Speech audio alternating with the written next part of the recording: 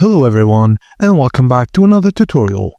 Today we're gonna see how to download and install Notion app on your laptop PC. Firstly, visit notion.com/desktop. Click Download for Windows.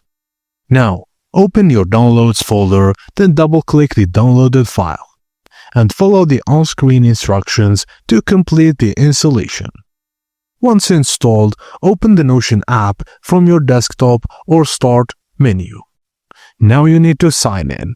Enter your email address and password to log into your Notion account. Just follow the prompts to access your workspace. And that's it. Notion is now installed and ready to use on your Windows PC. You can plan your trips, travels, or even make a recipe directly from your laptop without the app or website.